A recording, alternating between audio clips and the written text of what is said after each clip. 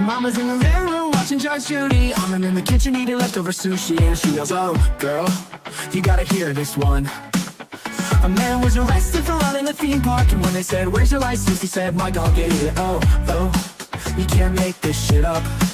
Sometimes I wonder if life's just one big cosmic joke.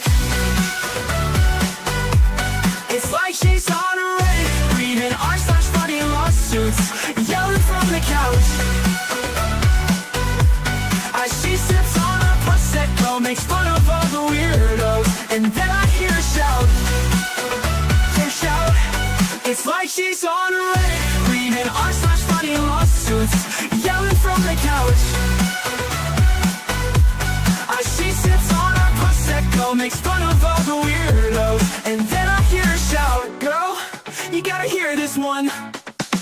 Mama loves to laugh at how absurd life is, says it's all a comedy and I'm her audience. And I love the way she makes fun of the world. She said, you'll never guess who with their girlfriend. It was a man who didn't get us out of the bed. He said, I've been through hell and now I need some help. You just can't make this shit up. You just can't make this shit up. Sometimes I wonder if life's just one big cosmic joke. It's like she's on a Reddit, reading r/funny lawsuits, yelling from the couch. As she sips on a Prosecco, makes fun of all the weirdos, and then I hear her shout. It's like she's on a Reddit, reading r/funny lawsuits, yelling from the couch. As she sips on a Prosecco, makes fun of all the weirdos, and then I hear her shout, girl, you gotta hear this one.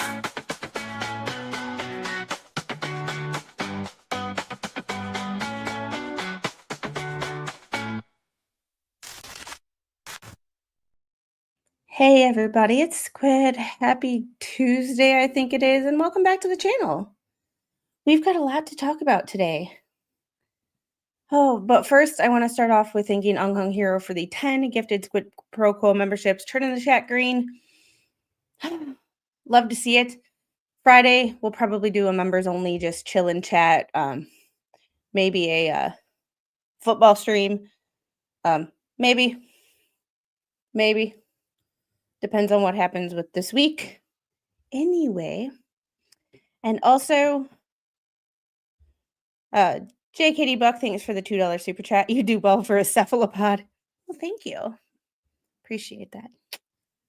All right. So, I have to organize my thoughts here because we have thoughts. So, this one is going to be not like our normal streams. I mean, it is, but it's not. This is about Ethan Pritchard. He was shot in the back of the head and lived to talk about it. Most people don't survive what happened to him. And now he did. We're telling the story of what happened, who's being charged with it, and what he is doing to fight for justice. It has been a long road. We will get into exactly what happened soon. However, I usually am sassy. And I might have sassy moments, but overall, this is not a petty revenge stream. Unless we start talking about the people accused of trying to unalive him. Because then we will get petty, because those people don't matter. But just want to say welcome, give everybody a chance to get in here. I know multiple people are live streaming all at the same time. And this is not a drama stream. So it's not going to garner the audience. But this is something that I've wanted to talk to everybody about for months. If you've been here a while, you know I love where the law and sports meet. I'm a college football fanatic.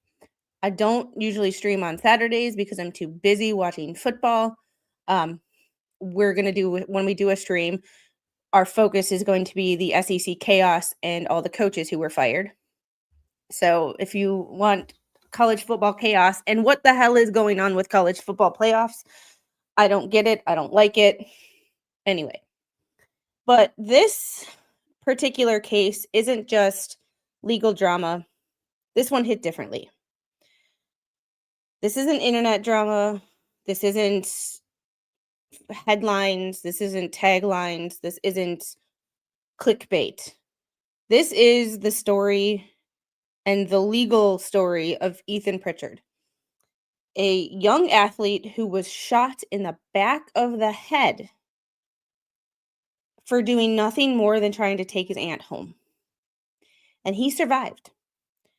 Something in my gut had told me not to break this case down right away. Usually, you guys know I'm on top of it almost immediately. I knew about it. I had people sending me articles about it. But I wanted to wait because he did survive, thank God. I wanted to wait until we knew more about what was going on, and what had happened. So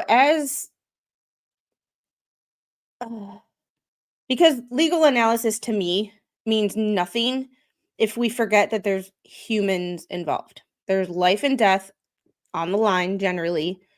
These are real people with real issues. And I think that's what we lose in some sense of online legal cases. But as my person who helps me research, you know who you are. We started pulling up the documents and started Googling where the latest was with this. We found out that he has been released from rehab. And now he's filed a civil lawsuit against the apartment complex where he was shot. So tonight or today, depending on where you are in the world, we're going to walk through what happened, who's being charged, the charging documents, and all of that fun stuff, the complaint against the apartments. This is going to be a multi-part stream, so this is not going to be a one day. Yeah, this will at least be a two-parter, because the amended complaint against the apartment complex is 60 pages. Lord knows I'm not going to get through that today, if we even get there. So this is a story about tragedy, triumph, and now the search for justice. Let's get into it. First things first, we have an article kind of talking about what had happened. And I am a huge football fan, so I heard about this almost immediately. So, yeah, I don't care. TBS Sports, I really don't care about your updates. Florida State's Ethan Pritchard, released from rehab facility, seeks return to football after shooting. Hey, Moonwolf. It was good. It was quiet. Pritchard took a major step forward in his recovery after being shot in August. Florida State freshman Ethan Pritchard, on his way home for the first time since an August 31st shooting left him critically injured. The Seminoles linebacker was released from a rehab facility in Jacksonville on Thursday, marking another milestone in his recovery from the incident. He had been in rehab for over a month following his October 9th release from Tallahassee Memorial. Pritchard gave his first interview since the shooting and reflected on the incident and his road to recovery. He said he remembers everything that occurs leading up to the shooting and that his ultimate goal is to return to the football field. What a story. It started off with me waking my father up at 1:30 in the morning, just moving my arm. Pritchard said of his recovery, when I first got here, I couldn't even move my whole right side. It started off with that, then after that, it got better and better. One day after Florida State's season opener win over Alabama, Pritchard was shot in the back of the head in what law enforcement said was a case of mistaken identity. The incident occurred in Havana, Florida, while Pritchard was driving family members home from a gathering. He was driving his aunt home.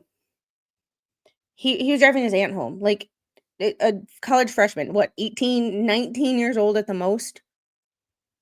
Just a college football player, just driving his aunt home, doing a good deed. Pritchard said he heard shots ring out and put the car in reverse before blacking out. Authorities arrested 4 suspects in connection with the shooting. 3 men. Jaden.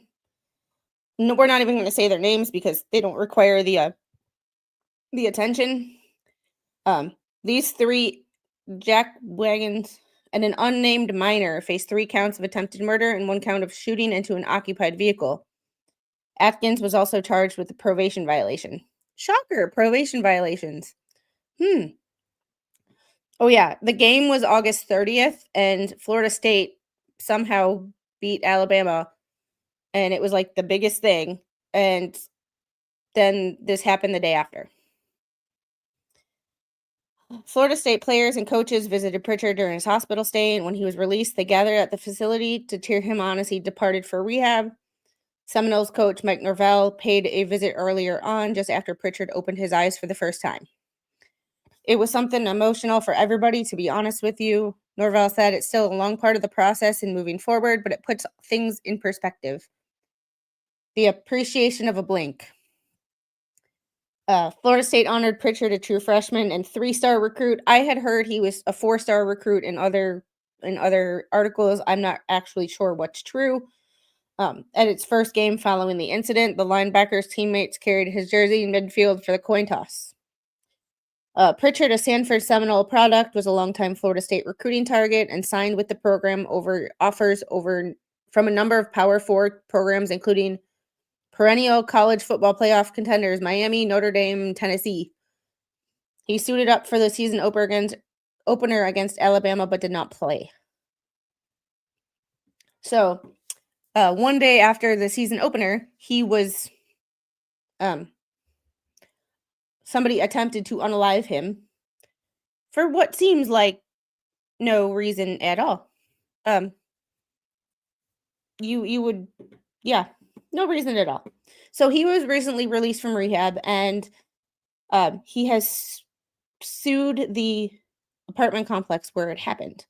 We will get into the criminal documents first because they are what, yes, too much senseless violence, because I have thoughts, and this is where I'm going to get sassy, but it's when people say things, like you have people making random threats on the internet thinking that it's all fun and games because it's internet and they're hiding behind a keyboard. No, this shit really happens. And then you get the people who are cognitively impaired for any number of reasons, whether it be a actual cognitive impairment or a psychological disorder, that think that, oh, they said we should go get in these people's faces, that these people think it's an actual good idea and they go and do it. Not to mention we have a host of children in this country growing up without parents who are training them to be good people. Some are growing up without parents, mainly a dad. And then you have moms thinking that they're their kids' friends. It's like, the little, I am not her friend. I will be her friend in 20 years when she is an adult and doesn't need me to parent her anymore. We can be friends then. Now I am her mother. I'm here to teach her how to be a functioning adult, be a productive member of society. I am not here. Yeah. Why can't we see you? I don't know. I'm on the screen. So, if you can't see me, I don't know. I don't know. Try restarting. Let's see. Let's go to this one. That one. Is that better? However, we are going to, I have to close these tabs. There we go. Now I'm going to close you. There we go. We are going to get into the probable cause affidavit for the first mofo involved in this situation.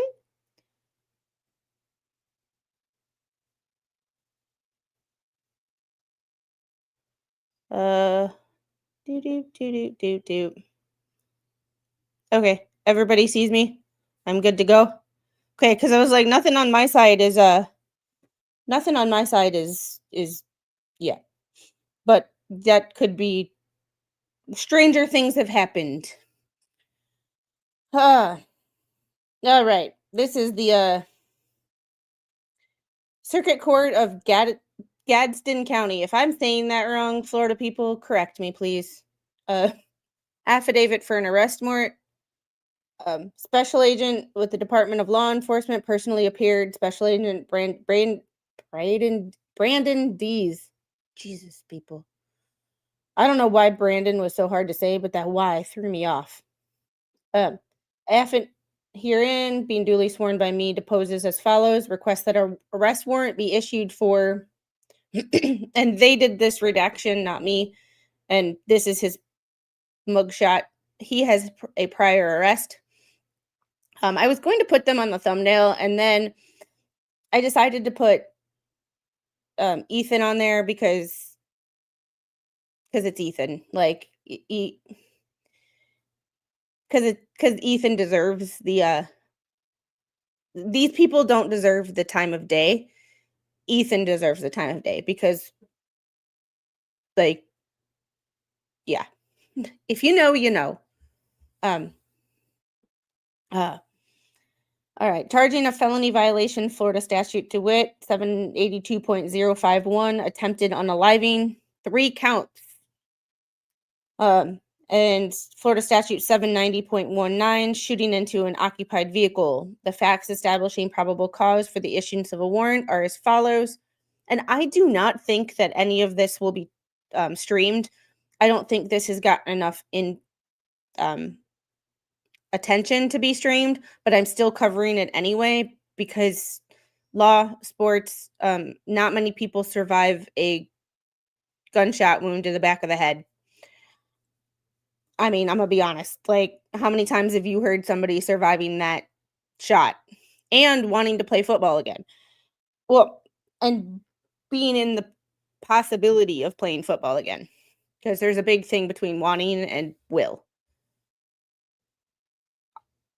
Dude, I would love to have a conversation with Ethan Pritchard. If anybody knows anybody or how to get a hold of him, let him know that I would love to have, from a therapy perspective, from a football fan's perspective, even though, no offense, I'm no fan of Florida State. You know, I can make an exception.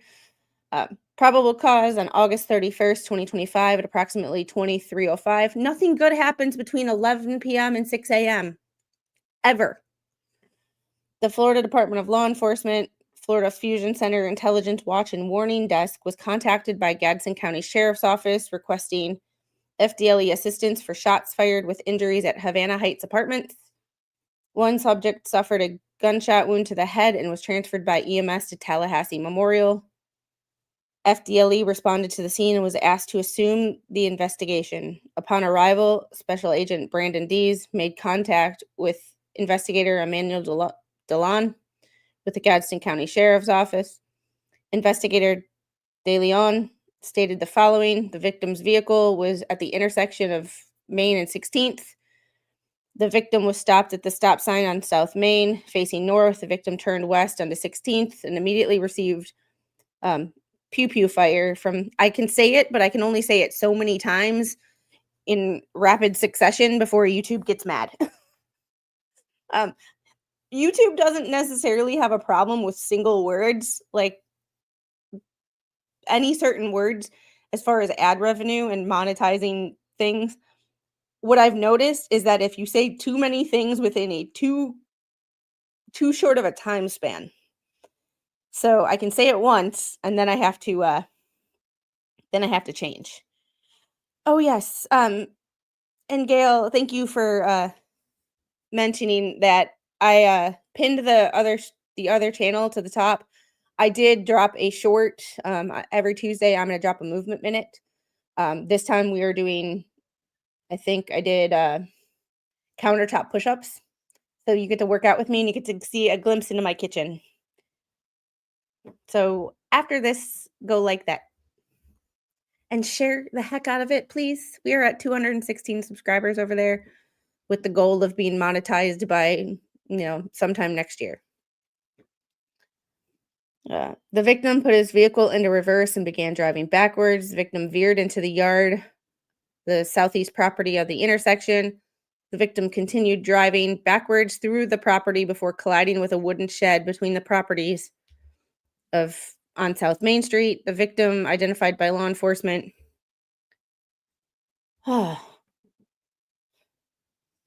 Blank was the driver of that vehicle. There were 2 other passengers in the vehicle at the time of the shooting, and this was all redacted by them, not me.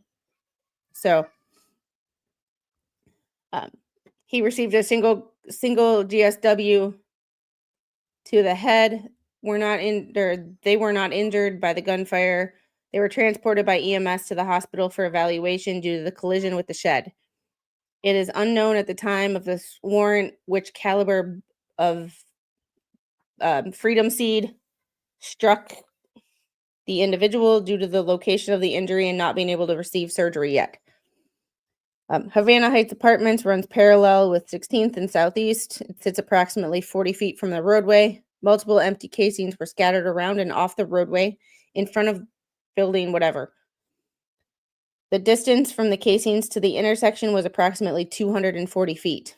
The casings were later determined to be 7.62 by 39 and 40 caliber. 40 caliber, sorry, my opinion, like, just get a 45 at that point. 40 caliber, all you're going to do is annoy people. I mean, it's going to hurt like hell, don't get me wrong, but all you're going to do is annoy people. It's like the annoying older brother of the 9mm, but not big enough to be a 45. And we sorry, that guy who's running around here acting like a door-to-door salesman. And because I have packages being delivered today, your girl is running around loving her Second Amendment every time the doorbell rings. So right now, I'm never out of arm's reach of a you know, if you know, you know. And hey, April's Crochet and More. Good afternoon. How are you? We have a guy running around here as an ADT door-to-door salesman who has a background of child enticement on his rap sheet. I am not taking any chances. Speaking of that, my front door just the little's gonna come get me. Yeah, the little's gonna come get me because we just had she's gonna yell box in about 30 seconds. So, yeah, I don't open my front door to people right now without you know. Uh oh, there's more. Guys, got to take 2 trips. Today is where I get all my subscribe and save stuff, like laundry soap, because we don't have any laundry soap. So if you see me bitching about laundry on tomorrow's stream, it's because I have 5 days worth of laundry to do tomorrow, and it's gonna suck. Laundry soap, dishwasher detergent, paper towels, the things that subscribe and save gets you 15% off, diapers, and it's cheaper. So he might be coming back with one more. One more. Hey, Melon.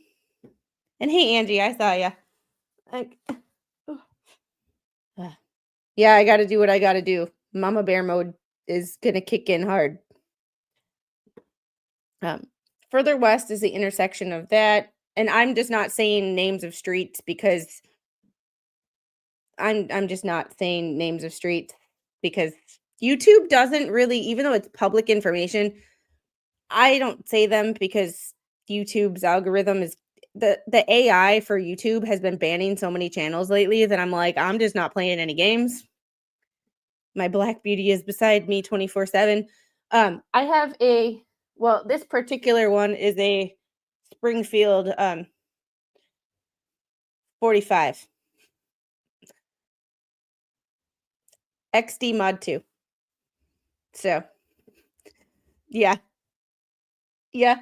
Well, the thing about it is Mr. Squid will throw in laundry sometimes, like, just go in and throw in random laundry, and I told him not to, and he looked at me funny. I was like, "If you try to throw in laundry right now, the we don't have any left, and the, like, refillable thing in our washing machine is, like, empty. So, you're gonna try to start a load of laundry, and it's not gonna work. Either that or there's not gonna be enough soap to cover that load, so just don't do it." So, uh but he made Thanksgiving dinner, so I think that I deserve to the laundry is kind of my thing, Like, don't do laundry this week. I got it. You made Thanksgiving dinner without me. Yeah, there is currently four boxes outside my front door right now. Like,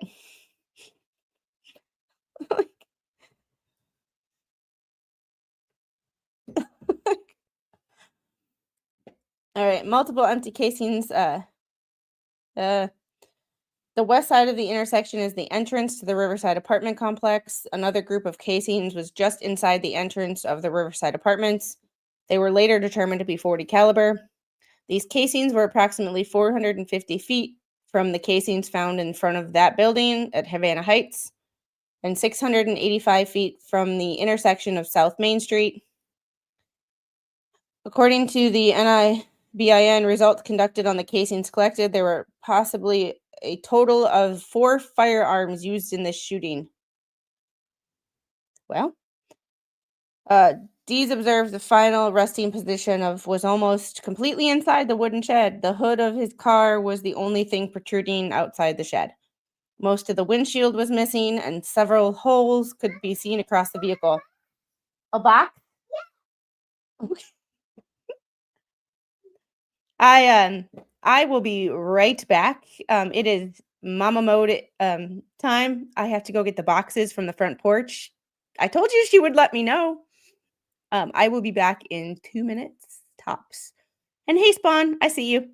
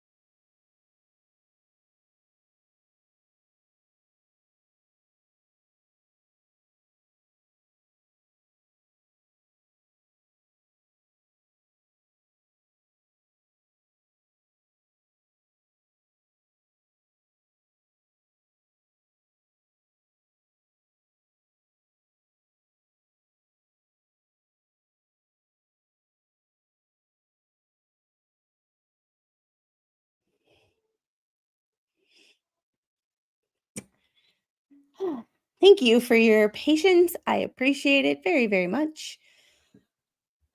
I was going to wait till the end of this document or whenever she came in. But now that she came in, she wouldn't let me yeah. So she's playing with boxes right now. Nothing, all these fancy toys, all these expensive stuff, and all a child needs is an empty box and a dream. All right. Um, Most of the windshield was missing, and several holes could be seen across the vehicle. The vehicle was facing west-northwest. FDLE crime scene collected and submitted all evidence. The vehicles located at that address were hit by projectiles. This property is directly behind the shed that the vehicle crashed into. On September 2nd, 2025, Special Agents Jared Minard and Trevor Boland went to the Riverside Apartments to inquire about the security cameras in the complex. Redacted, they were willing to give any video to law enforcement that was available and would begin working on it. September 3rd, 2025, the employees were having difficulty gaining access to the system to retrieve the data needed.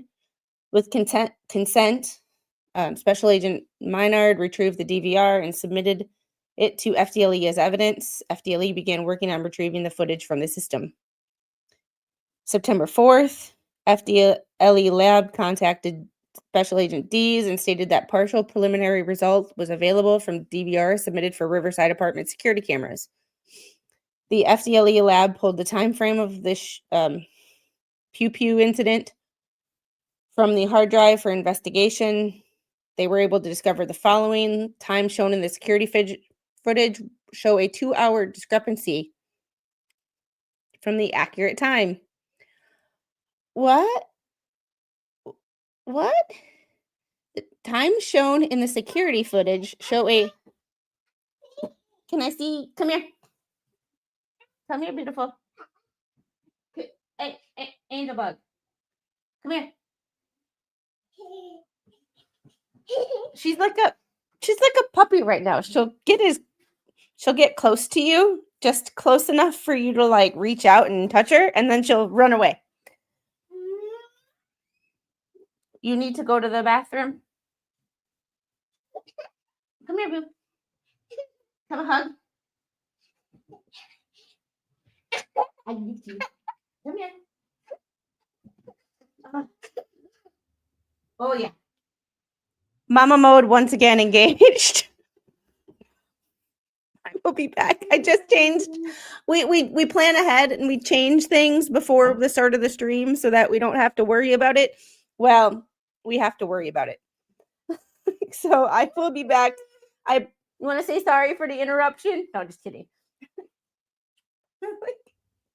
You say hi? Okay. So I will be right back. Mama mode engaged. This time my office stinks. If you know, you know, no.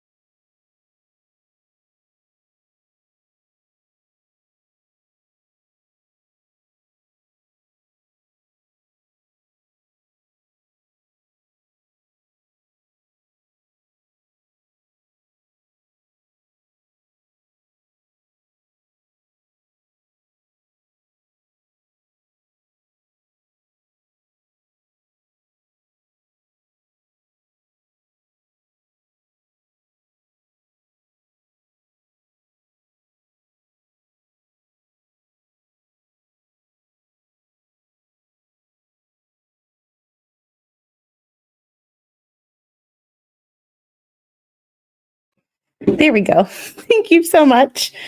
All right. Now, Now this is classified as mama drama. Well, you know. Oh, Spawn's gonna tell a story. Once upon a time, in a far empty void, there was a little short, chubby man, looked like a penguin from Batman. I wonder who you could be talking about.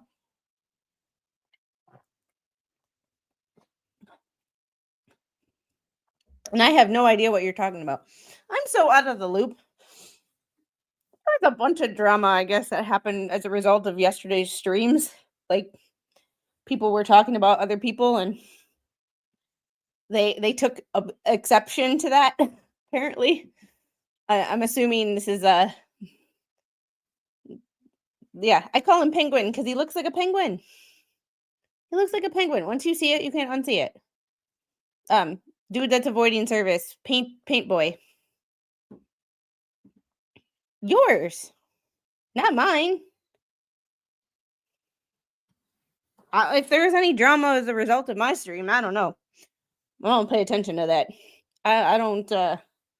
I'm nobody's handler, as you should say. Like, I'm nobody's handler. I don't do that. I don't. No. But somebody took notice of your stream, I guess. Somebody's a little mad. They said that you were on Paint Chip said that you were on Jeremy's payroll now. Did I read that right? Just weird. Oh yes, looks at the press and says sorry, no comment. All right. Getting back to this, because this is kind of important. I have no idea. I have no idea what we're talking about. But I'm talking about the arrest affidavit for one of the people accused of attempting to unalive Ethan Pritchard. And if you don't know the name Ethan Pritchard, you really should. Yeah, you don't get this keg of abs to ever be called late for dinner. It's okay, we love your drama. Who, mine or Spawn? Apparently Spawn has minions. I don't know. Or Spawn is a minion. Jeremy is minion, apparently. All right, getting back to what we were talking about with this, because this matters. That is drama for another day. Actually, it's not, because other than laughing, I really don't care. Preliminary video shows it starts at 2300 hours, but it's actually 21. The time can be verified with the response of law enforcement after the shooting. Same. I told that to Mr. Squid the other day, and he just looked at me. I'm like, cameras were located on the south building, approximately 40 feet inside the entrance of the Riverside Apartments. The cameras capture the entrance of the front parking lot. The cameras also capture part of Havana Heights that is located across the street. Security footage starts with a male in a gray hoodie and black pants and white shoes and a white ski mask. A ski mask in Florida in August should be a red flag. Just saying. Standing at the entrance of the complex, acting as a lookout. A large rifle magazine can be seen sticking out of his pants shirt area, consistent with that of an AK variant 7.62 by 39. Yeah, so basically he wasn't happy to see you. It was a 7.62. At 2303, the firearm can be seen in the male's hands. Redacted. At 2304, another heavier set black male walks to the entrance of Riverside, acting as another lookout. The male has an afro style or high dreads haircut, wearing a white t-shirt, black pants with a white stripe, and black Croc style shoes. Oh my God, what is it with Florida and Georgia people and Crocs and white socks and people who wear Crocs and socks? Dude, sorry. I know, right? of all the people who are the least likely people to be on JH's payroll, not implying that anybody are. But I'm just saying, if you were to categorically list the people who would hypothetically be on JH's payroll, Spawn would be pretty damn low down the list. Just saying. Just saying. He appears to be holding his pants as if they are a heavy object or firearm in his waistband. 2305. Yeah, and if you're going to, okay, FYI, if you're going to try to conceal something, um, don't make it obvious. The point of concealing is it's not supposed to be obvious, but apparently, no, I'd be like last. I'd be last on the list. Yeah, I'd be last, but you'd be like second to last. At 23:05:35, the male brandishes the firearm from his waistband, and it appears to be a Draco-style rifle, 7.62. Redacted, 23:08. Another black male walked into frame wearing a black fluffy jacket with a hood, white shorts, black and blue horizontal stripes, and white shoes. I'm sorry, August 31st, Florida. Anybody wearing a jacket, a hoodie, a ski mask, anything like that is an instant red flag. Red flag. Like, eh.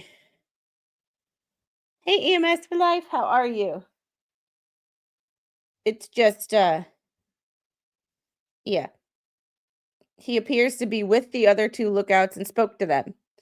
23:08:20. Fourth person walks into the frame, holds what appears to be a handgun. He's wearing a black t-shirt, jeans, and white shoes. He has small twists or dreads and a large gold chain. All four of them get together and walk out of the frame and back into the Riverside complex. Redacted. 23:08:50. The dude whose affidavit that this is, I'm not naming names because this is how I feel about those people, appears to walk towards the Havana Heights apartments, towards the whatever building. 23:09:33. The third black male in the shorts walks in the same direction. 23:10:06. Redacted walks in the same direction. I'm assuming redacted is the minor, because remember there was a minor involved in this. 23:25:39. The two unknown black males can be seen running from Havana Heights apartments through the parking lot and out of the frame into Riverside apartments. 23:28:07. Black male wearing a white t-shirt, dark jeans, and white shoes runs into Riverside from Havana Heights. Redacted. 23:29. Black male runs into Riverside apartments from Havana Heights apartments and crouches behind a tree near the entrance. 23:09:06. Redacted comes into frame from Riverside apartments, firing the pistol down the road towards whatever building, the victim's location. The other person can be seen running right behind Redacted, waving him to come back, and then they run back into the Riverside apartment complex. 23:31:30. First responding officers can be seen arriving. The fact that he survived this, 4 weapons shooting just randomly into your vehicle. They think it's a mistaken identity, but yeah, they were there what seems like for him. It eh.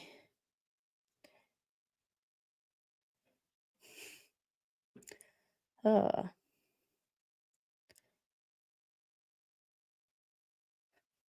I'm not a mole, but I do have a few about me. I identified another one this morning, by the way, just in case anybody cares. September 5th, your affiant made contact with Havana Police Department. Lieutenant Kang, but I can't pronounce that last name, was shown the security footage recovered from Riverside and recognized the individual in this warrant. Redacted, a lot of redacted. Law enforcement discovered were more redacted. Special Agent D's made contact with redacted and redacted, more redacted. They were transported. Redacted was transported to FDLE for an interview while en route to FDLE were more redacted. This is not me redacting them. This is them redacting. In all the arrest affidavits I've read, I've never seen this much redacted. But I've also no, even in the arrest affidavits with minors, I've never seen this much redacted. So this is interesting. I skimmed these, but I didn't actually read them because if I read them, then you don't get my reaction. Ugh. The interview with redacted was connected at 12:21 hours and audio recorded using an agency-issued cell phone. I'm assuming that's a transcript. Special Agent Dees asked if the Quincy people who had shot there several times in the past were around. More redacted. A whole page redacted. Special Agent D's the split redacted. The shooters called their group redacted.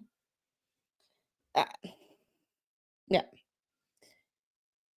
But basically 3 counts of attempted unaliving and shooting into an occupied vehicle. And yeah. Basically there's that. And then you were commanded to arrest him. 3 counts of attempted and shooting into an occupied vehicle.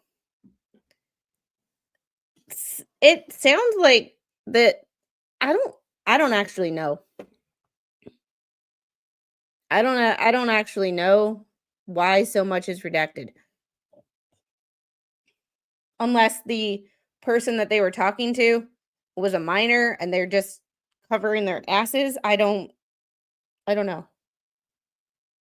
An uninvolved minor, maybe? I don't know. Well, there's one.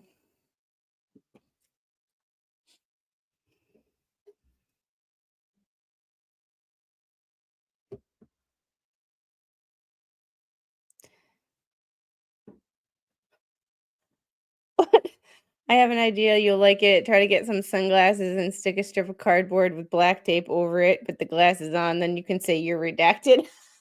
You're so... Did you have too much Dr. Pepper today? This is from Gadsden County, Florida. Or Gadsden. There are parts of my life I wish I could redact. I have no idea. It almost, to me, seems like GANG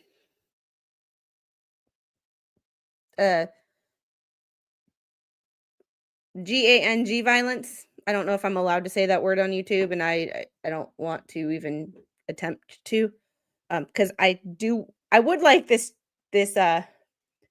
chat or this stream to stay monetized, because I don't make a lot of money on YouTube, and I'm not trying to get rich with YouTube, but I do use this because I don't have a 9-to-5 job. I am a stay-at-home mom at the end of the day, and this is how I put food on my table. So I would like to I would like to not get my channel demonetized. So this is with that same defendant. Notice for discovery and demand for favorable and impeachment information. And the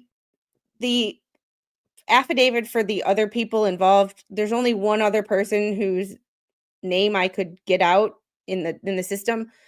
The affidavit was pretty much the same as far as timeline. Yeah. I agree, Squid. You sit and spell as needed. We adapt. At least I can spell. Well, if they were firing randomly into the car, I wonder if they were aiming where they thought a different person usually sat, and that's the reason he survived. They didn't actually aim there. And if they were using an AK, AKs, in my experience of watching a lot of investigation discovery and just talking to people who have a lot of experience with the Second Amendment type stuff. Um, AKs are notoriously inaccurate. Uh, and the fact that they had an AK style uh, rifle, n- not the most accurate. I'm just wondering if, or the fact that these are all young people who got their education of firearms in the streets and not a range with a firearms instructor or the military or anything like that. Um, maybe not the best. Maybe not that they don't. Maybe not have the best aim. Just saying, which could yeah. I don't know. I'm thinking the fact that it was dark.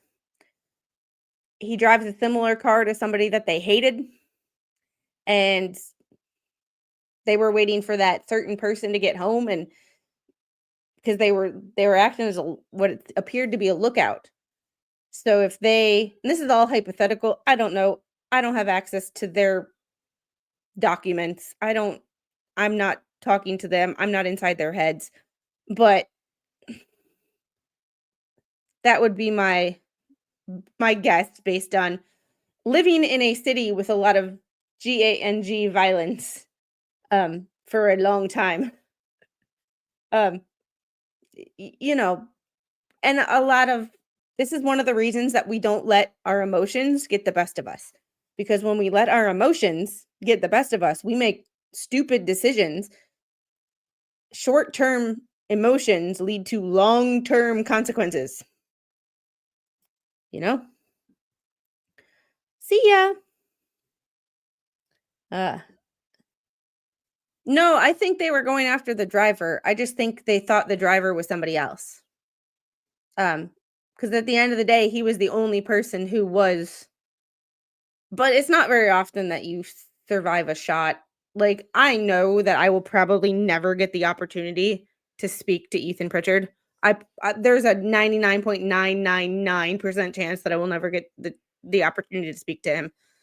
But one of the things that I would really like to see from a therapy perspective and a medical perspective is how the hell did you survive this? Thank God for the miracle that you did. Definitely not taking anything away from that, but like my brain instantly goes to where did that bullet end up that you got hit in the back of the head and you are living and breathing and talking like you are not in a coma somewhere as a vegetable. You are talking, you are moving, not quite walking at this point. Um, from all the videos I saw, he is in a motorized wheelchair. However, considering all things considering, 3 months after being shot in the back of the head, you look great. You look amazing.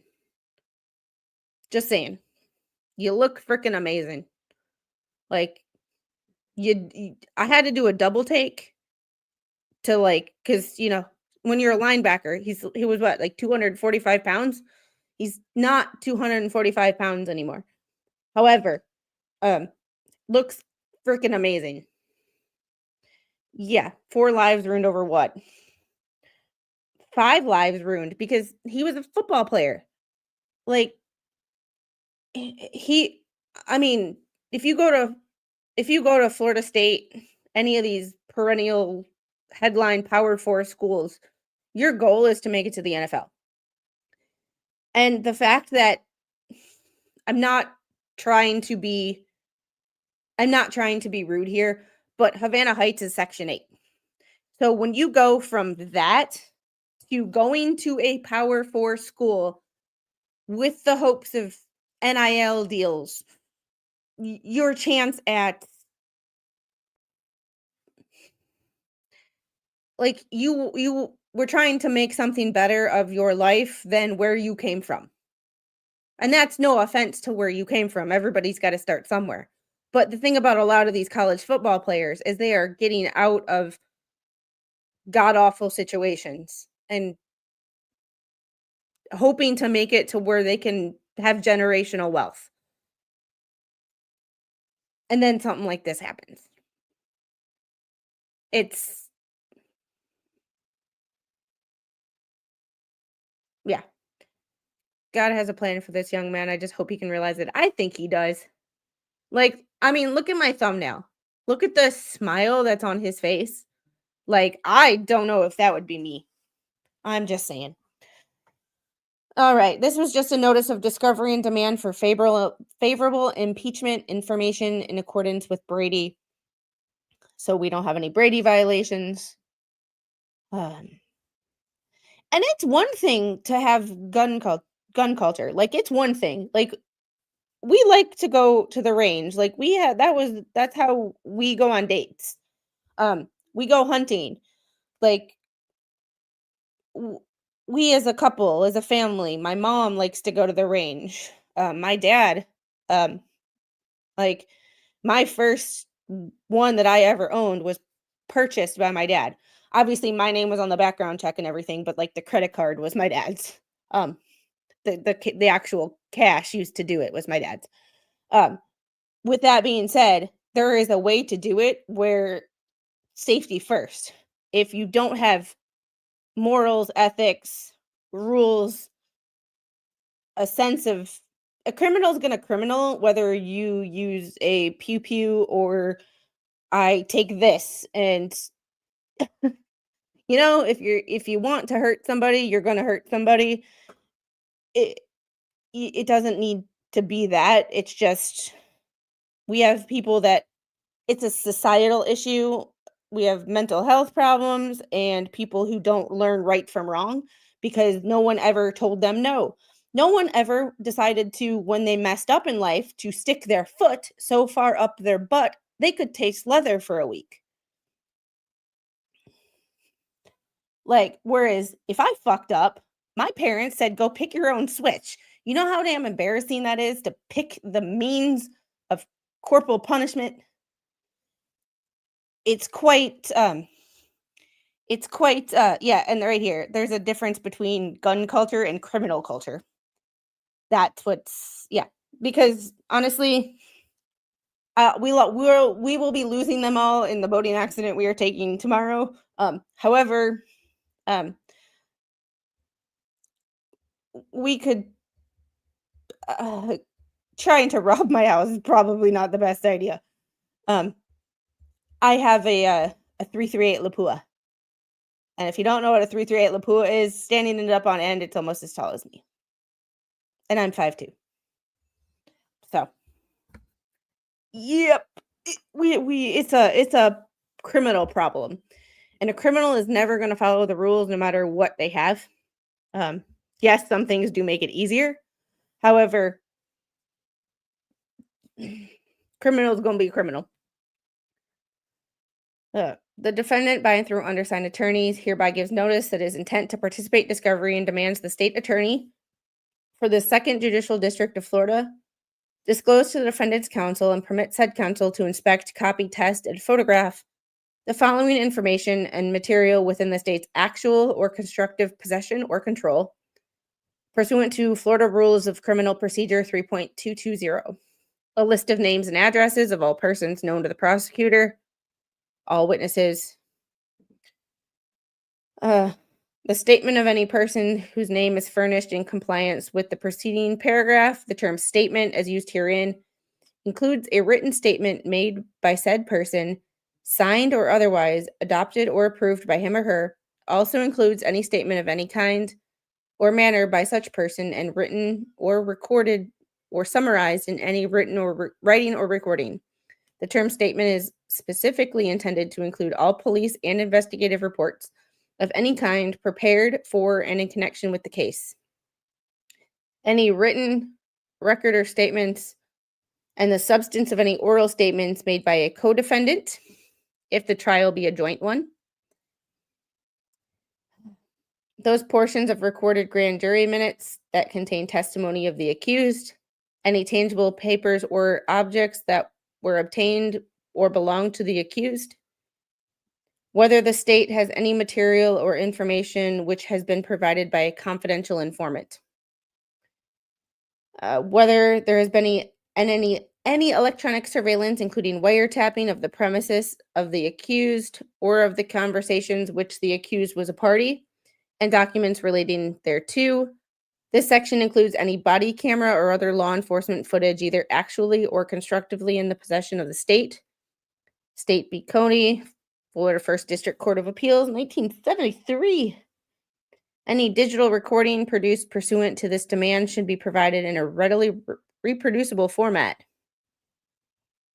Any recording produced by law enforcement agency but maintained by a third-party vendor should be provided in downloadable, shareable format. Whether there has been any search and seizure, any documents relating thereto, reports or statements of experts made in connection with this particular case, including the results of physical or mental examinations and scientific tests, experiments, or comparisons. This should be an interesting trial. This should be an interesting trial. Oh no! Hello, all. Dealing with snow, shoveling, and missed the beginning. The beginning is kind of important, so if you want to go back and watch the first 5 to 10 minutes, I highly suggest it to kind of get a background on what we're talking about. Yeah, people used to have value in life. They no longer see life as having value, and that's a parenting issue. It's not just a parenting issue, it's a political issue, because when people call one half of the country names, they are not doing that they are doing that to devalue you as a human. So if people happen to injure or unalive you, it's not such a big deal. Yeah, and there were a couple mama breaks. Reports or statements, any tangible papers or objects which the prosecuting attorney intends to use in the hearing or trial and which were not obtained or did not belong to the defendant. In addition, defendant hereby requests, pursuant to Brady v. Maryland, Kyle v. Whitley, and Stricker v. Green, that the state of Florida disclose and provide the following information. If within its actual or constructive possession or within the possession of anyone acting on behalf of the state, exculpatory evidence of any type or description, evidence which tends to negate or diminish defendant's guilt, evidence which mitigates sentence or established a mitigating sentence factor under Florida law, evidence which is inconsistent or impeaches testimony by state witnesses, any evidence which contradicts, calls into question, or is inconsistent with physical or forensic evidence. And this is typical. This is typical for, it's typical for a defense attorney to ask for all this in writing, be this detailed, get what they want, so that there's no loopholes. And you can see the way these things are written, there's no loopholes. There's no well, you didn't say this or you didn't say this. However, this guy has a public defender.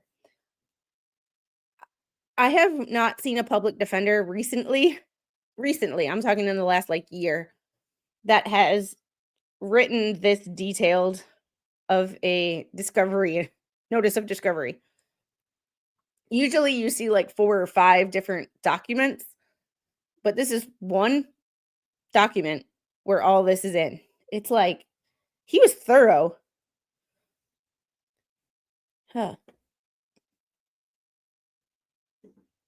Any oral, written, or recorded statements made by any person to the police, state attorney, or grand jury that tends to establish the innocence or mitigate the punishment of defendant.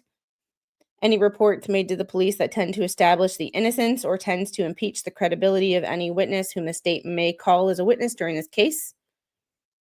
The substance of any statements, agreements, offers, or discussions had with any state witnesses, including suggestions of lenience, compensation, and assurance not to prosecute, assurance to proceed only with certain causes, or suggestion of any other benefit accruing to any person whatsoever in exchange for their cooperation. This right here would be all those the people in the rest of the people in their group. Their group. Based on what was redacted and kind of putting the pieces together, they're in a group. A group with 4 letters. You know, that people make rap songs about. Information revealing felony convictions or crimes involving dishonesty that are attributable to the state's witnesses, which implies that the state is going to be calling a lot of members of their group.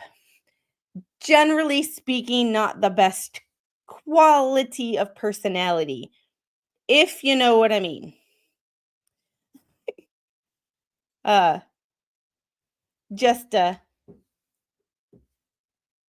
thought. Because they're going to try to discredit the state's witnesses. So the state better have all their T's crossed and their I's dotted. And I hope this man gets justice. However, I hate the state. So we need to keep the state accountable and make sure that they're, even though I want justice, we have to make sure that justice is done correctly and by the letter of the law, not because we think we got it right. Any exculpatory evidence of any type or description not specifically described here in the catch-all, but which is discoverable as a matter of Florida's broad discovery laws and the Constitution of the United States and Florida. Darlene Rollins, Assistant Public Defender. She crossed her. She was thorough. She did a good job. I mean, as far as public defenders go. And then there is one that I am not going to show on camera because it has a lot of addresses on it, but it's the answer to demand for discovery and demand for notice of an alibi. Because it has so many people, and the one person involved in the shooting is not listed here as a co-defendant, which is interesting. However, there are names of minors, and the minor in question's name is on this. So as to not get sued by anybody or get my channel yeeted, because we all know YouTube's eating channels left and right these days, I'm just going to read this one to you. Comes now the state of Florida by and through undersigned state attorney pursuant to defendant's demand for discovery, and Florida Rule of Criminal Procedure 3.220 furnishes the following: names and addresses of all persons known to the prosecutors at present time to have information which may be relevant to the offense charged, and to any defense with respect thereto or any similar fact, evidence to be presented at trial under section 90.404 Florida statutes is listed below. All names listed in lower category A witnesses unless specifically designated otherwise. So there's the special agents, the confidential source. Yes, there is no need to dox anyone. That's why I'm just reading it. I am not, although it is public information, I don't want that done to me. So I just try not to be a dick. Like, I'll leave that to the people with, that's their names. Yeah,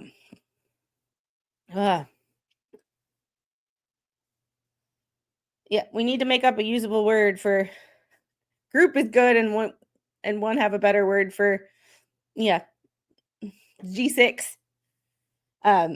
Ethan Pritchard and his, what I'm assuming is his dad, a crime scene analysis, and I'll give these where these people work and not so much their names, if I can. 2 people from FDLE, a bunch of people who live in the different apartments, more special agents from FDLE, investigator from the sheriff's office, a car rental place, which is interesting because there's a priceless car rental. The police department, and then you have the Germany Atkins person that was listed in the that person was named in the article we read. However, that person is not listed as a co-defendant. My first question of what? And then the two people, well, the two people, the person who is this is for the other. No, so they're going to call him as a witness. See, this is okay, I'm confused by this, and anybody who's read these documents with multiple defendants, please enlighten me, because they have category A as witnesses. This is Jaden Bodison as him listed as the only defendant here, but they have him listed as a co-defendant. So I think they meant to put the other co-defendant, and they just messed up. Because they have Jaden listed as a co-defendant on his own witness list. And then they have the minor, AG. And then another FDLE, more people from the apartments, and a couple people who I don't know. Oh, and then the lab analysis for digital evidence expert. And then listed below are the statements of witnesses whose names were furnished in number 1 above, and copies of statements or said are attached to defense counsel's copy of this answer. The affidavit for arrest warrants, Jaden, Germany, Caron, and the minors' investigative reports. Investigative reports from 1, 2, 3, 4, 5 special agents. Confidential source, recording available when proceeding to trial. Earl Pritchard recorded statement. Zelene Lawrence, which I'm assuming is one of the people in the vehicle, a recorded statement, and Keith Williamson, a lab report. Yeah, and I've wanted to talk about this one for a long time, but when someone survives, I also don't want to. My goal is never to sensationalize what happened to them. My goal is to get past the headlines of people focusing on the fact that, yes, he was a football player. Yes, he was he was actually a good kid. Trying to, go to college. And got this happened to him. But it's getting justice, but also getting past the headlines, because all the headlines are going to focus on is that he's suing the apartment complex, but they never get to the why or the laws involved. They get a headline, what they can fit in, 5,000 words or whatever, and that's all you get, and you rarely get follow-ups. Here we follow it from, this is what they had in the arrest warrant or affidavit. Did they have enough? Do we think they had enough? This is all things that we like to do here. However, we also like to keep the state accountable. Because if I don't like these people, however, if the state can railroad them, even though they may be guilty, and it may be obvious that they're guilty, if they can do it to them, they can do it to you. And that's where you kind of got to play devil's advocate, and even though you don't want to, you have to. There's not a written record or recorded statements unless listed below of the defendant, and copies are attached to defense counsel's copy of this. Okay, so in the co-counsel co-defendant, they did accidentally put the wrong name. They meant to put Caron Miller and not him. There is not a recorded grand jury testimony. There's tangible items which were obtained from or belong to the defendant and are described below. Photograph, fingerprints, Apple iPhone from Jaden, assorted ammo found in his residence. a Glock box for G20SF from his residence, 7.62 firearm found in his residence, pants with belt found in his residence. I'm assuming the pants they think he was wearing, an iPhone, and a second Glock box.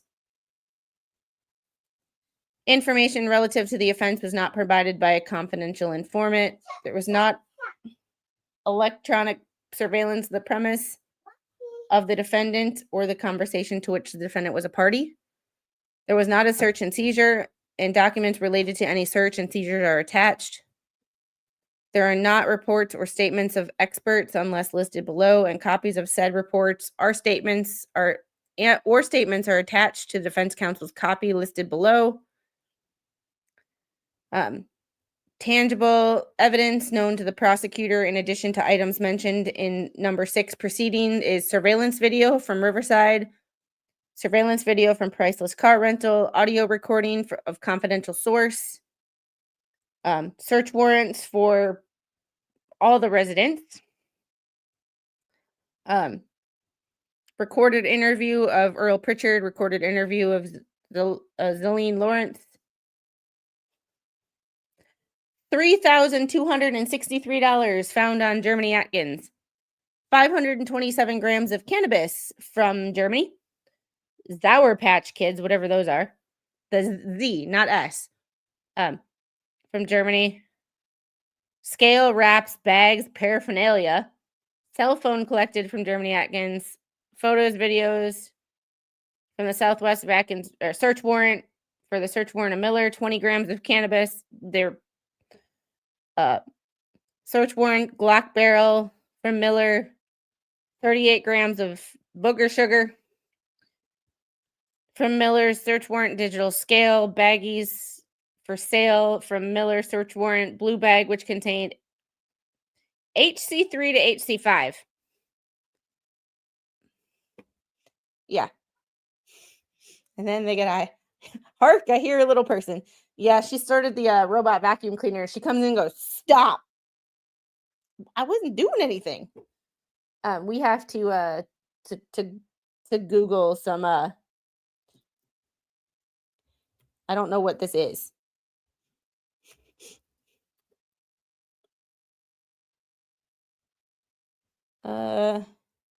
Calibration bench.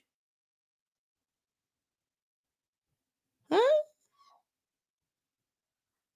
I have no idea.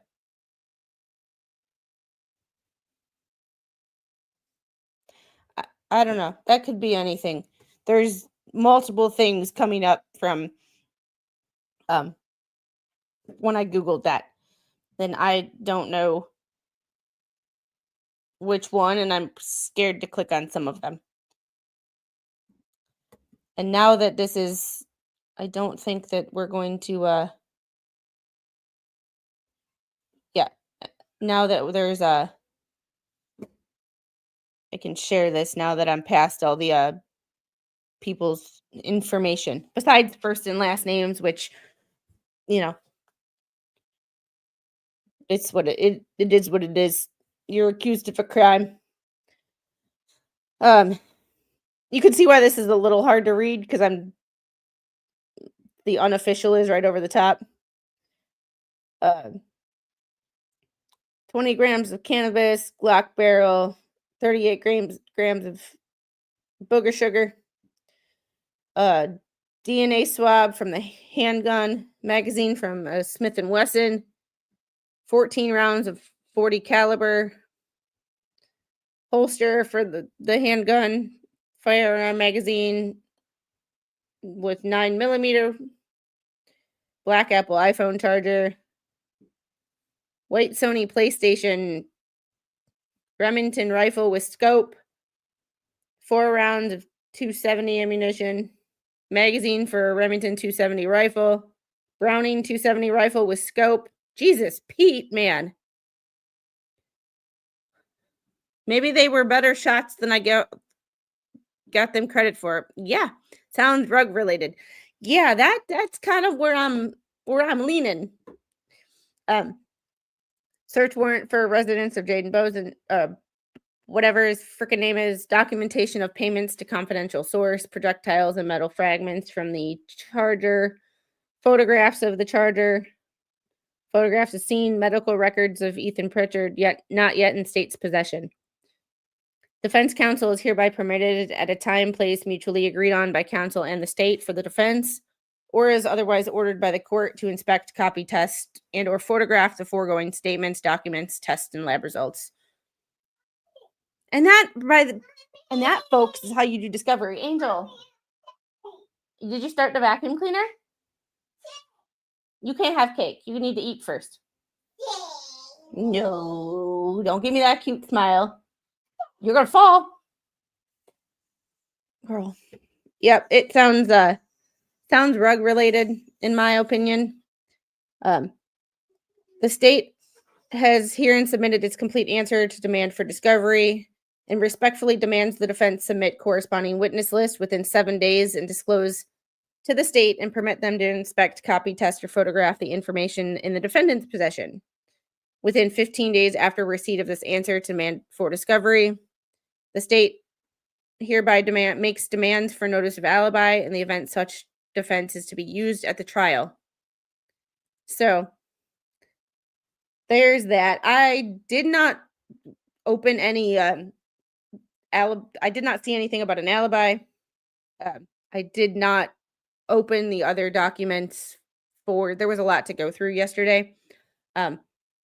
However, there's one thing that I have noticed from covering this stuff. It's interesting to see the state's evidence and what they have and kind of get a picture of where the state's going. It's very boring to just go back and forth with, well, here's some evidence, here's some discovery, here's some discovery, here's some discovery. I'm not going to do that unless there's something on those discovery documents that look,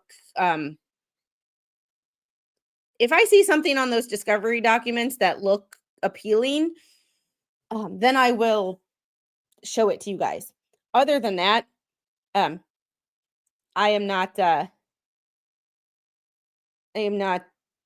going to get into it. However, this is the docket for the civil case. And I think this is where we're going to stop and we're going to keep these short because this is a lot to go through. But I am going to kind of show you the docket for the civil case. And I know it's hard to see, but it is what it is. Let's see if I can stop sharing this and share a different present, share screen. Why is it not working?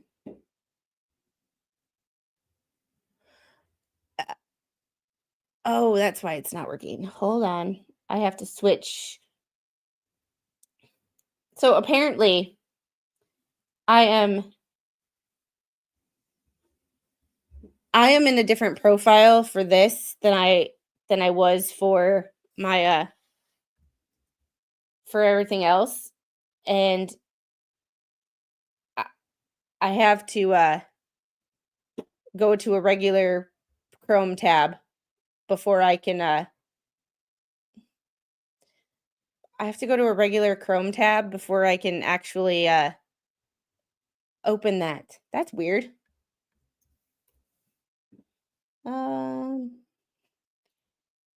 Ethan. Oh, it's one of those Google things that I'm not entirely happy about, but you know.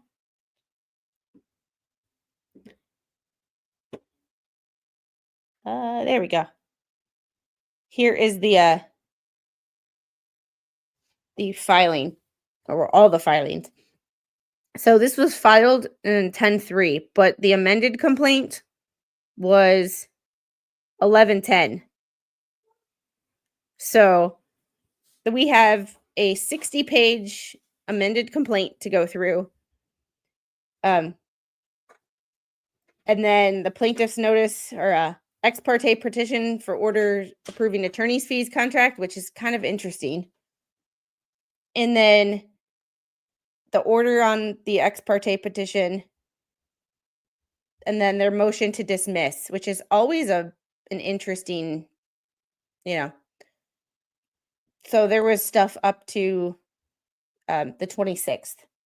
So that should be an interesting time. That will be most likely for tomorrow, but we will start going through the we will start going through the document today. We'll give it about 15 minutes, but it's 60 pages. It's not going to be an instantaneous process. This will be at least 2 more streams because I'm not going to do what I do in another case and just try to force documents through because of the fact that we have so many. We're not going there because the amended complaint was only, or the first complaint was only like 16 pages or something like that. 14 pages. The first complaint was only 14 pages. The amended complaint is 60. So I think what we will do,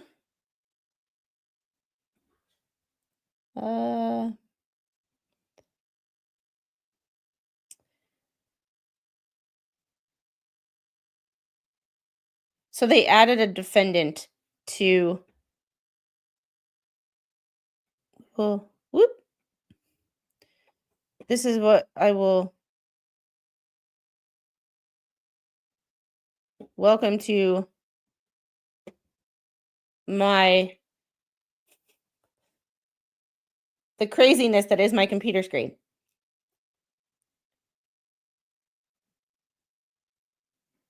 So this is the amended complaint, first complaint, and this is the amended complaint. There we go. So welcome to my computer. It's a scary place in here.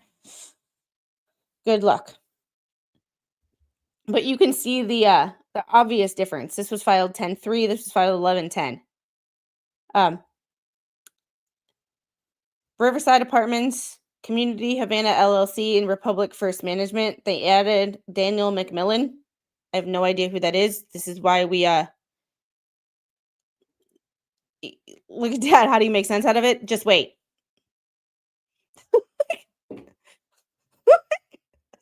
Now you know why I'm everywhere. And that's just one monitor. I have 2. That's over here. I'm over here. So yeah. Shit gets kind of nuts. But so they added a defendant. So this is only 27 pages. This is 60 pages, but only 27 pages is the actual complaint. So, all right. So allegations, excess of 50 grand, that's not changed. Defendant Riverside Apartments, defendant Havana, that's the same. Defendant Daniel McMillan is an individual residing in Quincy, Florida that owned and managed Riverside Apartments. So we're going to go with this. We're going to read this one. Because I think that's the only thing that probably changed, and they have exhibits. So I'm going to remove that for just a second. We're going to do this. And we're just going to share the amended complaint. Because we might actually be able to make it through. There we go. Now you don't have to look at my whole screen. But here's where it's interesting. Defendant Riverside Apartments, LLP, a Florida partnership, owned a Section 8 apartment complex known as Riverside Apartments. At all times, material defendant McMillan was the owner and property manager for Riverside. Defendant Community Havana LLC, a Florida corporation, owned and operated a Section 8 apartment complex. They're both Section 8. That's important. The fact that they were both Section 8, I believe, is going to be vital to this. just based on the fact that the file action is negligent security. I'm thinking, just based on what I know about certain housing, that background checks are required. I'm wondering if they failed to I'm wondering if they failed. I don't know, I haven't read it. I did not read any of the news articles related to it, even though I was sent one, um, because I didn't want to know. But just looking at this, I don't, it's gotta be related to who you let live in your apartments. Maybe.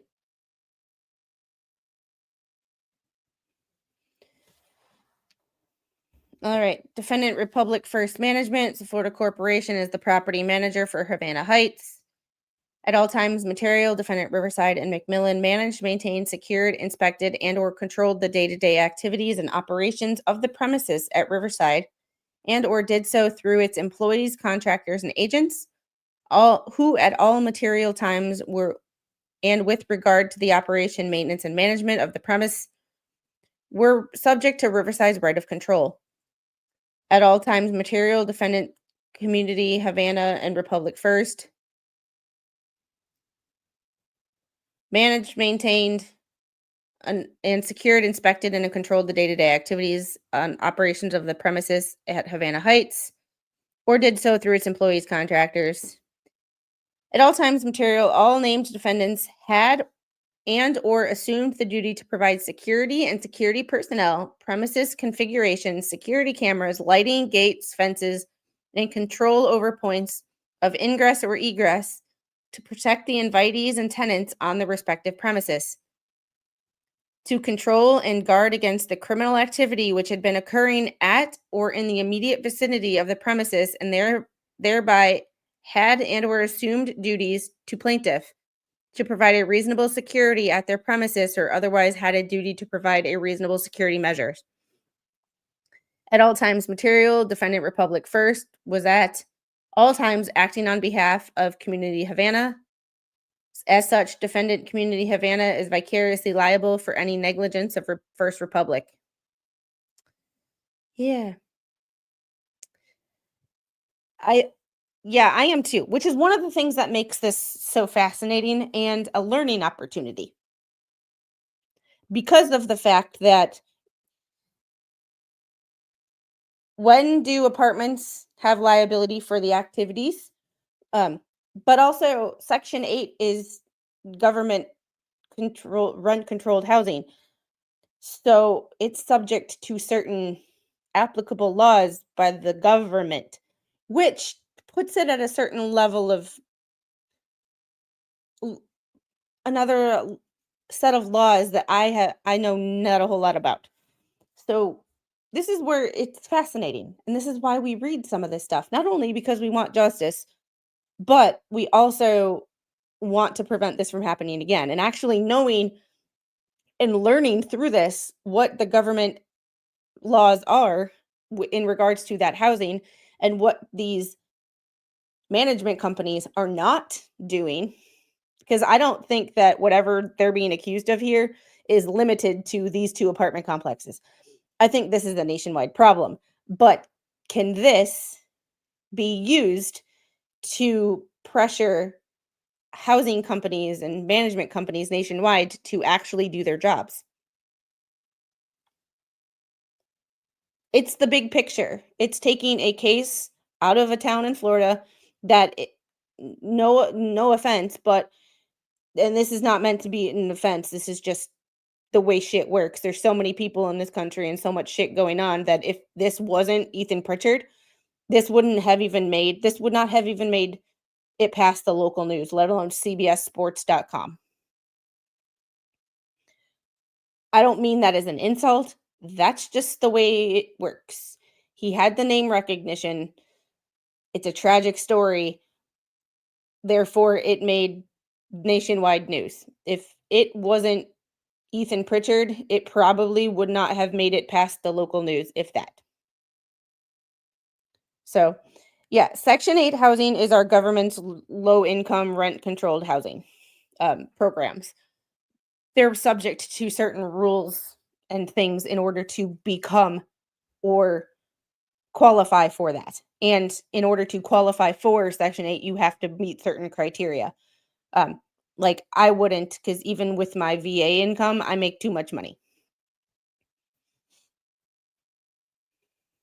which it's kind of unfortunate because I know some people that are struggling, but they have jobs, but their jobs pay enough to barely scrape by, but according to the government, they make too much money for government assistance.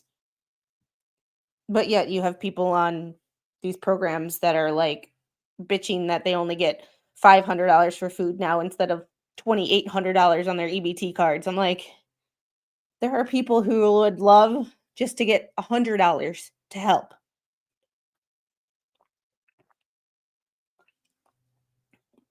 I know people that would die for $50 of extra cash per month to help,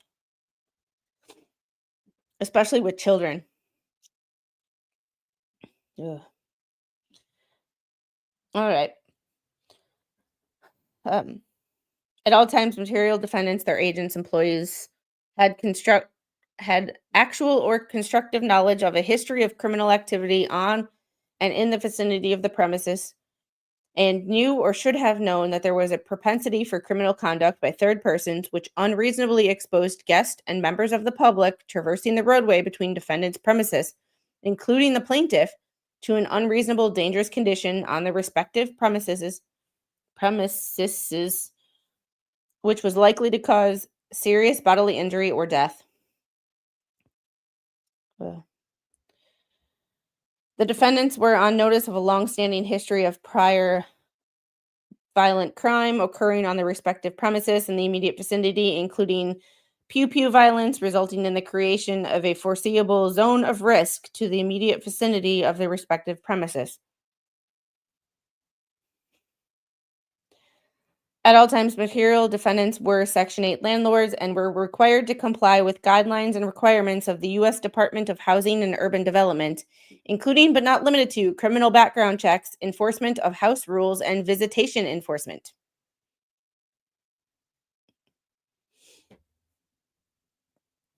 I'm assuming, I'm assuming, and I need to look up HUD's Section 8 requirements. There you go. Write that stuff down. Because, you know, defendants' control over the assailants in prior violent crime. Defendant Riverside and McMillan permitted at least one of the assailants, Germany Atkins, to reside at the premises since 2019. In two different apartments at that. Since 2019, Germany Atkins' address for his driver's license and voter registration was defendant Riverside's apartment complex. At all times, material defendants Community Havana and Republic First also allowed one or more of the assailants to reside at the premises, visit and or trespass on their premises. So I have a theory on this situation. I don't think this is going to go anywhere until the criminal case is completed.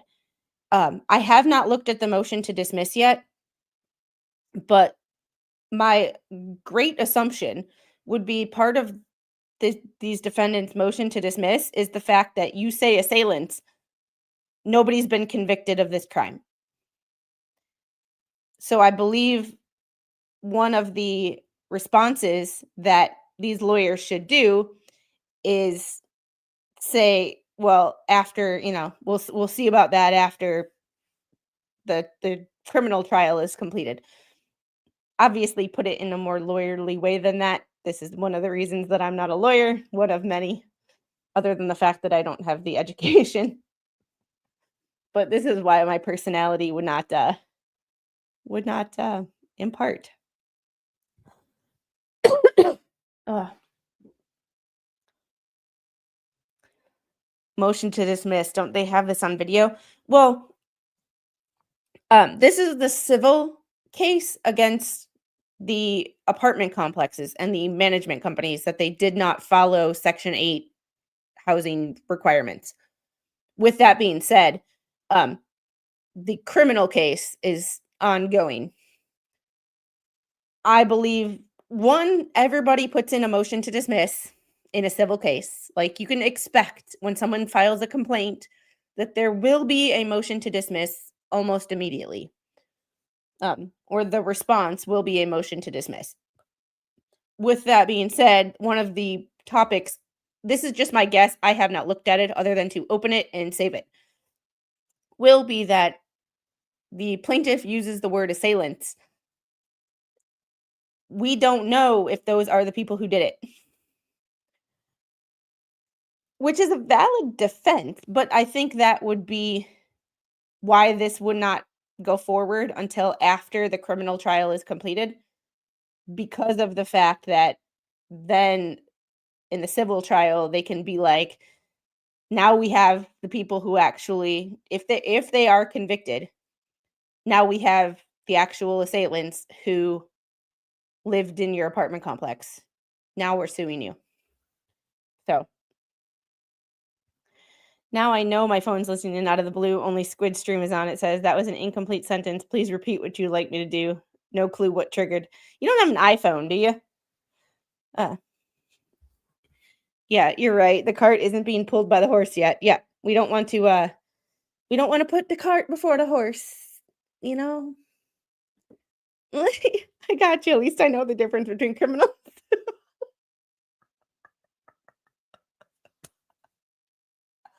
Oh, yes, that's more than we can say for some people, huh? Uh, uh.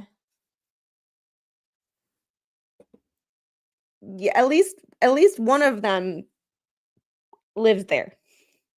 But this also is the person who's not being charged. So this is another, okay, like, you know how I pick shit apart? I play devil's advocate. One of the problems that I have with this is this person, Germany Atkins, is not actually being charged criminally for this crime. So when you say, when he said defendant, at least one of the assailants, Germany Atkins, I'm wondering why the state chose not to charge him. Because he apparently was one of those 4 people in the surveillance video. Allegedly, according to the state. However, they didn't charge him, which begs the question as to why. Because if you're not being charged with attempted unaliving, wouldn't at least accessory to the fact? I don't know. I wonder if they charging him separately, or they're not charging him at all. I couldn't find anything in the I'll look again. But at least when I looked yesterday, his name, he didn't have any open cases, unless I unless I spelled his name wrong and didn't actually like pronounce it, or I didn't actually put it in here right.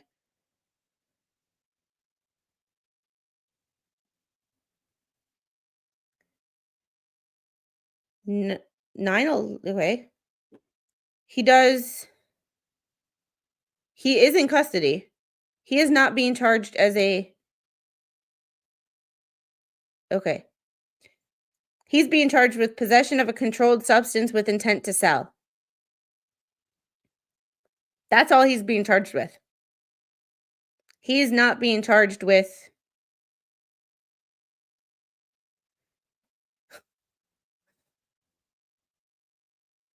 what? He's being charged with possession of pot.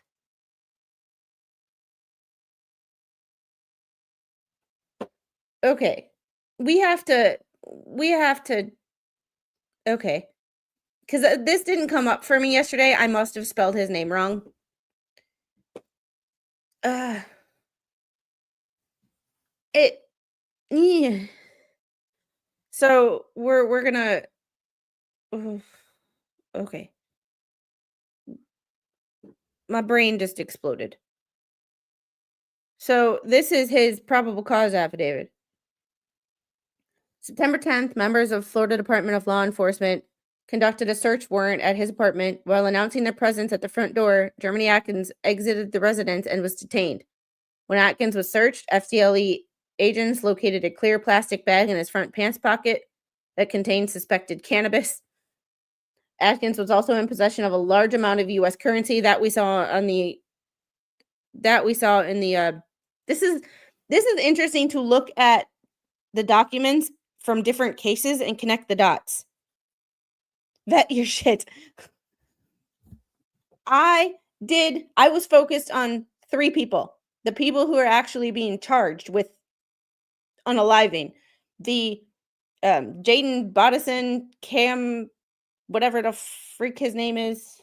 Hold on, Corone Miller, and the minor. Germany Atkins was not being charged with attempted unaliving. So when I typed in his name, I must have misspelled it, but nothing came up for him because of the fact that he wasn't being charged. If he had turned on the others, it explains his case being typed up already. That's true too. And this is one of those things of like, we need to connect the dots. Yeah, go back a little while.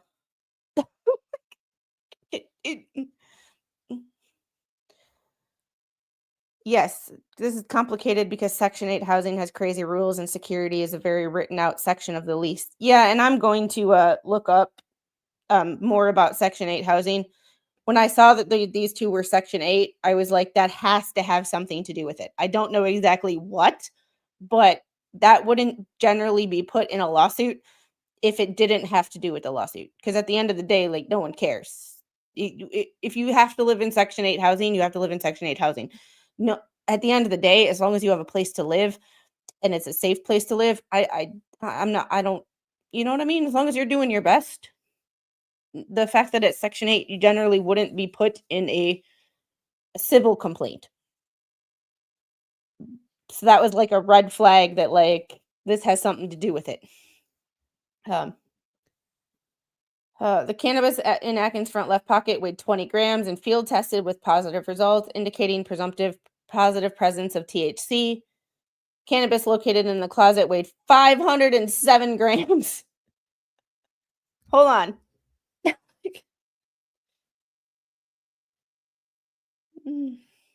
Just for reference, 507 divided by 28, because 28 grams in an ounce.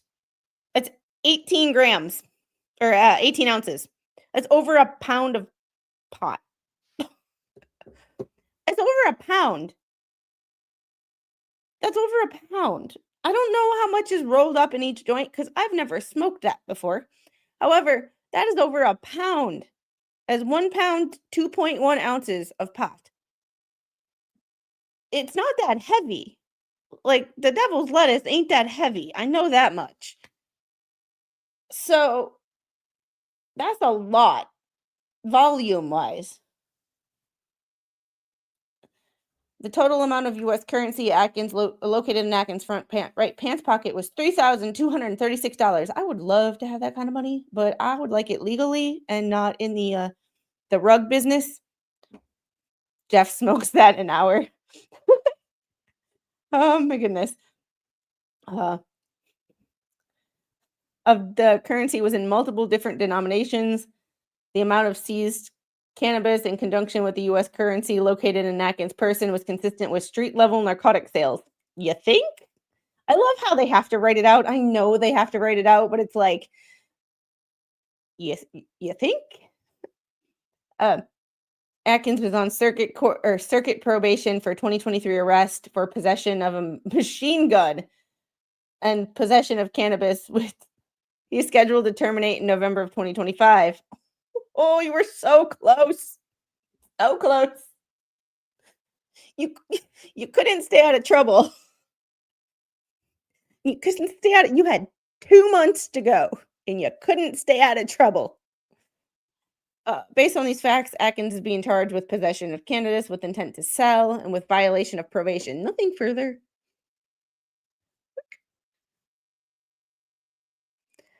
Sorry, he looks like a winner.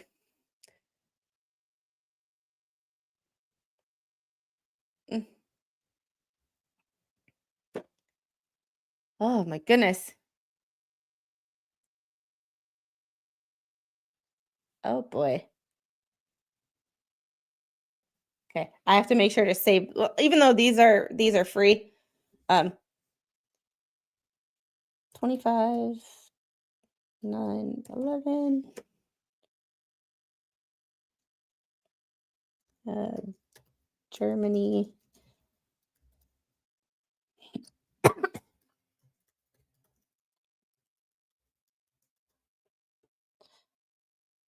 There we go. It's saved. If I get in the habit of saving it, I don't get lost.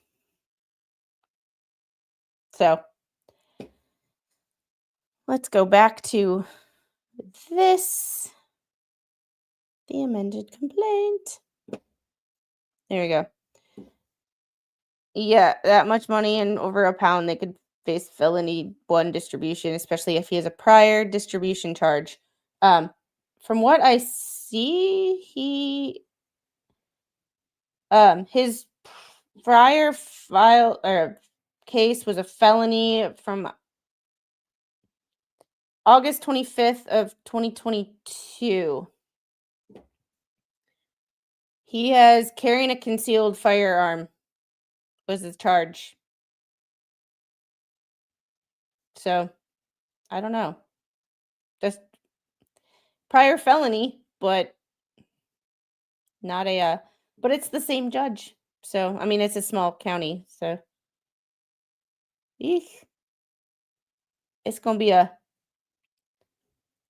it's gonna be an interesting time for some of these people.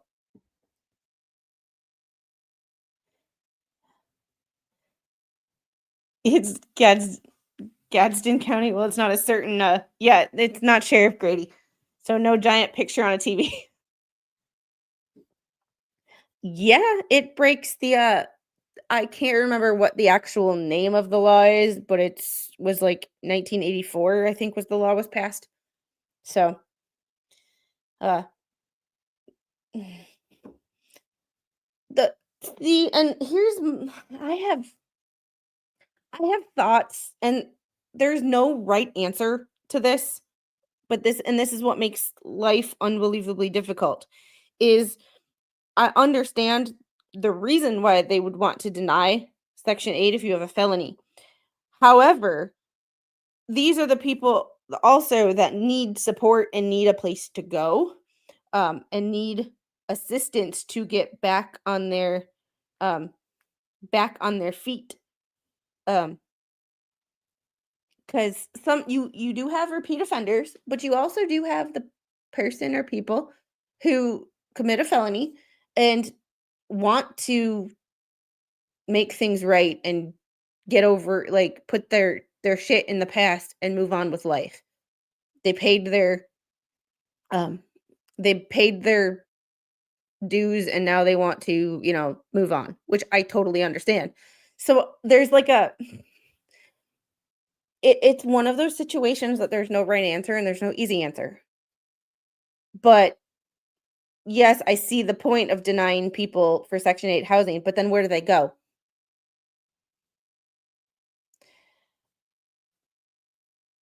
Are these the people who end up being homeless and committing crimes not only because generally some of them are bad people anyway, but now they're homeless and desperate.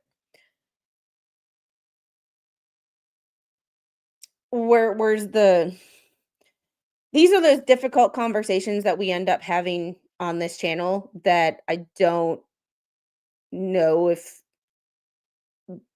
I would have or we would have if I was in somebody else's chat. This is also the conversations that I believe our politicians are scared to have, which is another problem. Um, I believe our politicians are scared to have these conversations because they're scared of offending people. Oh my god, we don't want to call him a felony. Well, it is what it is. Pot, like you did what you sorry. If you got charged with felony and you're found guilty, you're a felon. Um, it is what it is. It's a it's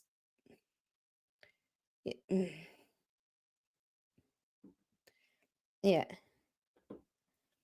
I saw where a felony you get no more government federal help like housing or for stamps. It, it's violent and drug felonies, just to clarify. Okay. Yeah, yeah, it's a but then you put people in group homes and you get a situation like Morgan Geyser who cuts off her ankle bracelet and gets that's a whole nother freaking can of worms right there. Morgan Geyser. I have thoughts. When I was living in Wisconsin during this when the Slender Man stuff happened in like 2014, I was going to the gym and one of the people I was going to kickboxing class with was their teacher. So I have insight into that whole situation and it's just fucked up. Um, but these are the questions that we have, the difficult questions. Um, because there is no easy answer. And unfortunately, we don't live in a black and white world. We don't live where there's yes or no, right or wrong. There's this gray area that you can't say all felons are bad people, but then wonder why people commit multiple felonies is because when they get out, you don't have any programs for them or assistance for them to get back on their feet and you shun them from society, keep them from getting actual jobs, or if they do get a job, it's the shittiest of all shitty jobs because it's all they can get as a felon, and then wonder why they repeat. It's like, we can't have it we can't have it both ways. But it is 4 o'clock. I do have to get going because I do have to go to work. And the little locked me in my office, which is freaking weird.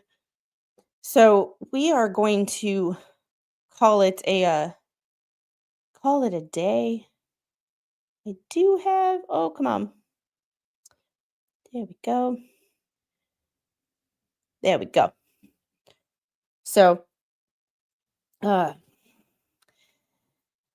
I'm a believer if you're convicted of violence and or drugs, government assistance should be disqualified. I don't necessarily disagree with you.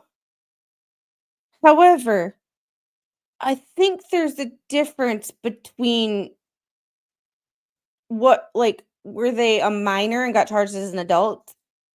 Like generally more to it than just things are nuanced and we don't take into account that things are nuanced. It's this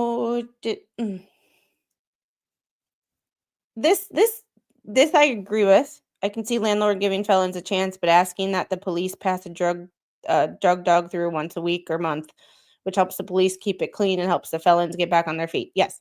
And there's also the difference of people who want to get back on their feet, and there's also the people who don't. So there's a distinct, not all felonies are created equal. God, YouTube gods, please don't demonetize my stream. But I have to get going, guys. You have a great day. Thanks for the 20 people who hung out with me. Please hit that like button. Please share this stream out. We are going to do another one of these tomorrow where we finish going through the amended complaint. We are on page 3 of 27, and then there's exhibits. We are going to go through it until it's done. We are going to have a marathon. But with that being said, remember, nothing in this life is nuanced. We have... Hey, Jeff. Jeffrey Montgomery, ask and you shall receive. Nothing in this world is black and white. Everything is nuanced. Remember that hug your kids. Tomorrow is never promised. And also never take for granted what you do have. Because there are a lot of people out there who would love to have what you have. So when you think you're having a bad day, put your life in perspective that there are people who have it worse than you. So we will see you guys tomorrow. Coming up on this channel, we also have another case out of Florida where a teenager is accused of unaliving his mother with a sharp object at least 50 times, and confessed, but is still going to trial. Had Jose Baez as a lawyer, but Jose Baez quit a few weeks ago. Why would a high-paid, high-powered defense attorney quit? We shall see. But y'all have a great day, and I will see you guys on the next one. Bye.